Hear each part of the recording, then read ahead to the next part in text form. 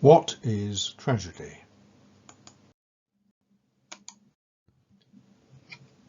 Let us think about death as one of the principal components of tragedy. Does all tragedy end in death? We might have imagined so, but it is not the case. Take, for example, Sophocles' Oedipus the King. At the end of that play, Oedipus recognizes that he has killed his own father and married his own mother. With that appalling recognition comes the reversal of his status from being king of Thebes to being on the verge of being expelled from the city as an exile and an outcast. He does, in this play, blind himself. Other versions of the legend had Oedipus hanging himself, but Sophocles' character blinds himself because he cannot bear the thought of seeing his mother and father in the underworld when it is his turn to die. So here, the tragedy does not lie in his death.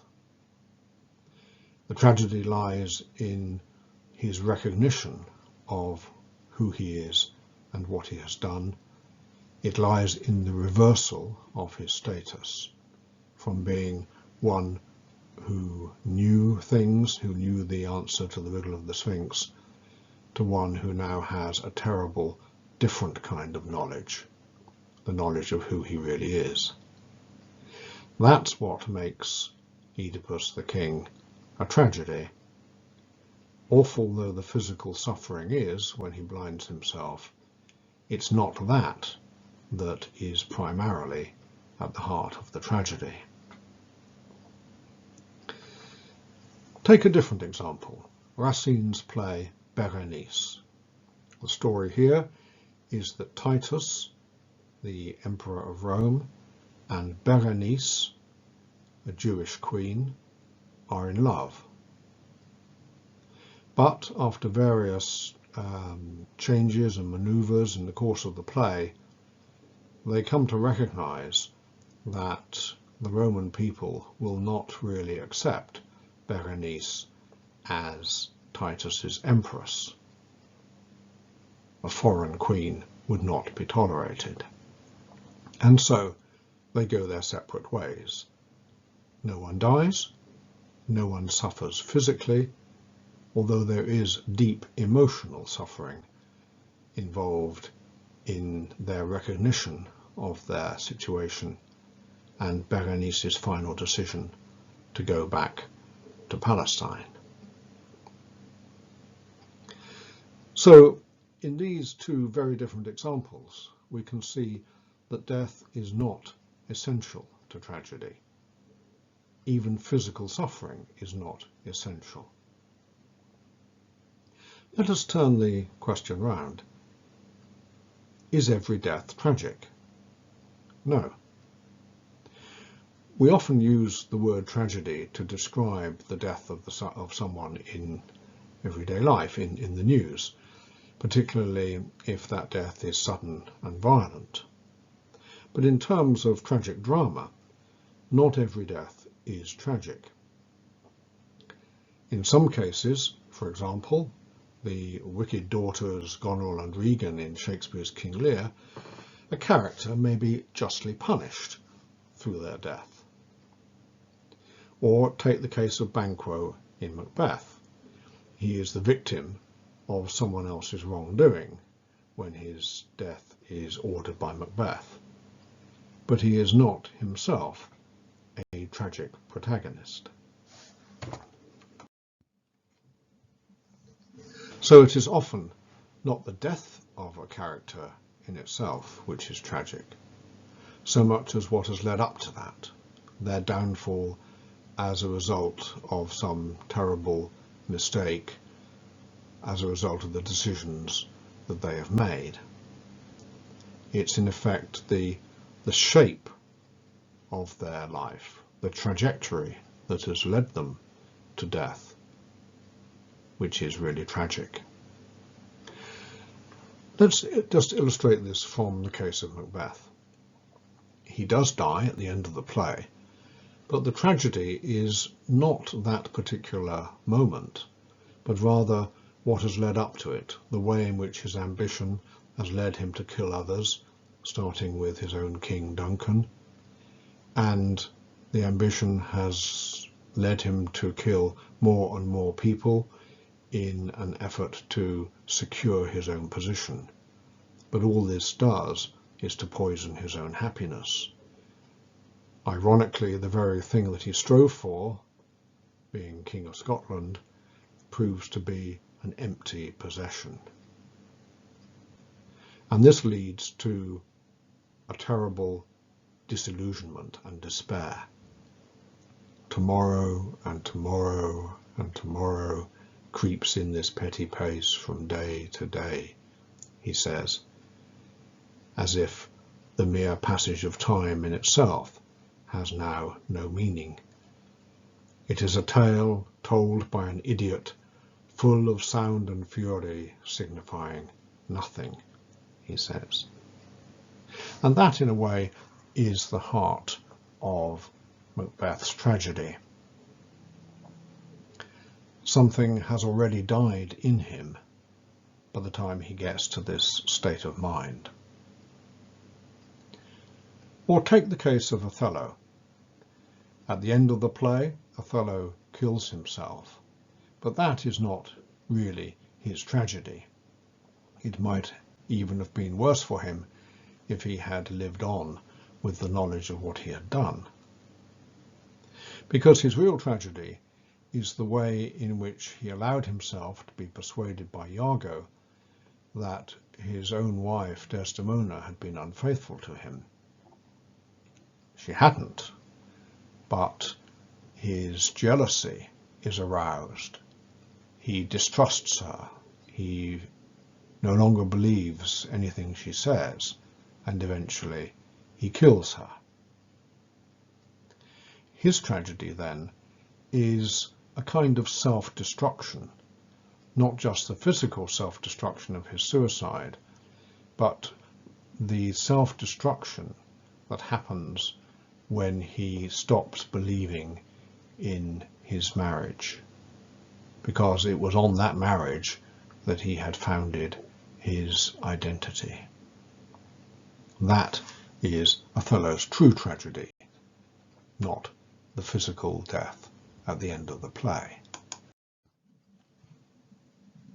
Another feature of the tragic plot is irony. Characters often pursue a course of action which they think will lead to happiness, but ironically it brings about exactly the opposite. And so, without knowing it until it is too late, until moments of recognition arrive, the characters bring about their own destruction. And we have already seen examples of this in the cases of Macbeth and Oedipus. Macbeth thinks he is pursuing his own satisfaction by seeking to be King of Scotland, but once he has become king, that begins the process of his own downfall.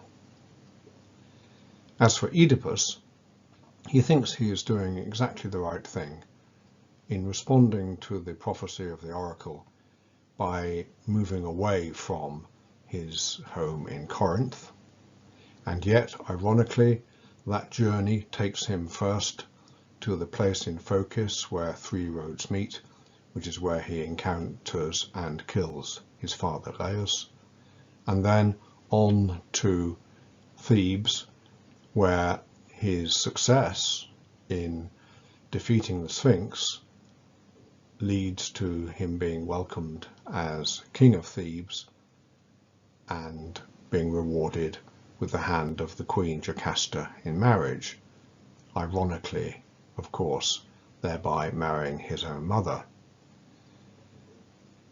What Sophocles shows us in the course of his play is that Oedipus attempts to solve the problem which besets the city of Thebes in the form of a plague by trying to find out why the plague has arrived.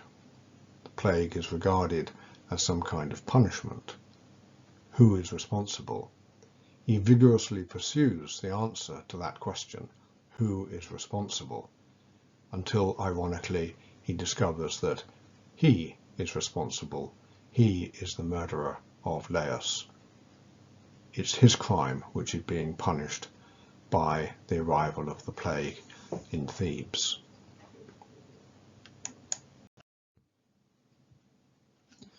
Because tragedy so often results from a wrong decision, Aristotle's hamartia, the error, the mistake, a tragedy can often pay great attention to those moments where a character is making a decision, a crucial decision, wrestling perhaps with the choice between two courses of action. And in some plays, and particularly in Shakespeare, soliloquy becomes important. A moment when a character is alone on stage and speaks to the audience directly, or appears simply to be communing with their own thoughts. In such moments, we seem to see into the thought processes of the character. We therefore see the process of decision making. We understand what it is that leads them to make crucial decisions. In the case of Macbeth, there are several soliloquies in which he reflects on what he is about to do when he's planning the murder of King Duncan. In the case of Hamlet, King Claudius reflects on what he has done, that's to say he has murdered his own brother, and he attempts to repent for that deed. And of course we have several soliloquies in which Hamlet tries to decide what it is that he is going to do. So soliloquy is often a way of focusing our attention on crucial moments of decision making. This leads us to focus on the problem of agency, the question which seems to haunt so many tragedies, both in ancient Greece and in early modern Europe. The question of who it is who acts, and do people have freedom? In soliloquy, we are brought close to the workings of a character's mind. We see the will being formed. We see them perhaps hesitating between different courses of action. And sometimes it appears as if the character is almost decomposed into warring elements, not a whole integrated self, but almost a battleground on which different impulses are fighting it out. So that's one respect in which tragedy exhibits to us the problem of agency. It suggests that the individual might not actually be a coherent individual at all. Secondly, tragedy asks questions about agency in respect of an individual's free will. Do they have freedom to act just as they wish? Or are they in some way constrained, even predestined, either by supernatural agency or by social pressures, for example? So these are two dimensions to the problem of agency which tragedy sets in front of us. First of all, are these characters coherent individuals, or are they battlegrounds on which warring impulses fight out? Or secondly, does the protagonist have free will, or are they constrained by the victims of other forces, either supernatural or social? And these are questions that we will explore in more detail in the next video in the series.